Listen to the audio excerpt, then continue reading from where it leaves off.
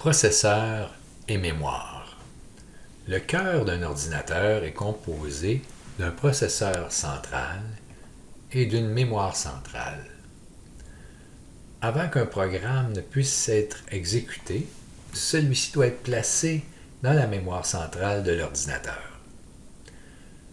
La mémoire centrale contient temporairement les instructions et données d'un programme en cours de traitement.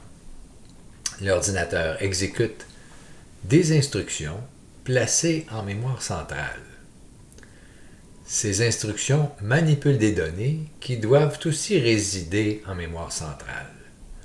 Nous verrons plus loin qu'un programme est habituellement chargé en mémoire centrale à partir d'une unité périphérique, souvent une mémoire secondaire telle que le disque dur, avant d'être exécuté.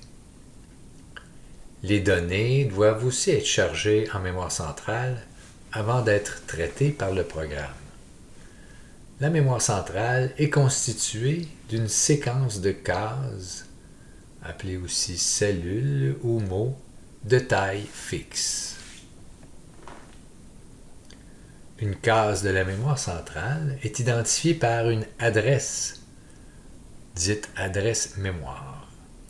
Dans le cas le plus simple, l'adresse est un entier dans un intervalle de 0 à n-1, où n est la taille de la mémoire centrale. La taille d'une case peut varier selon le processeur utilisé.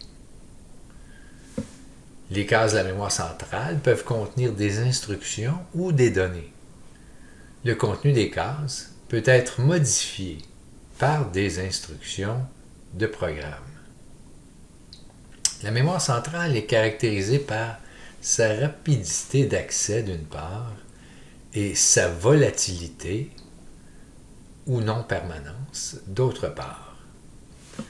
La vitesse est importante pour que le processeur puisse accéder rapidement aux instructions et aux données en mémoire centrale lors de l'exécution d'un programme.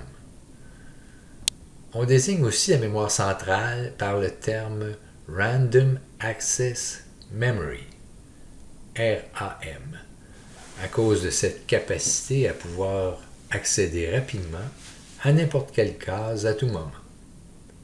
Sauf pour une petite partie appelée le ROM, R-O-M, Read Only Memory, le contenu de la mémoire centrale n'est pas permanent. Il est perdu lorsque le courant électrique qui alimente l'ordinateur est interrompu. Le ROM et les mémoires secondaires permanentes, telles que le disque dur, peuvent être utilisés pour conserver l'information en permanence au-delà des interruptions de courant. Il faut comprendre que les interruptions de courant ne sont pas toujours volontaires et peuvent provenir, par exemple, d'une panne d'électricité.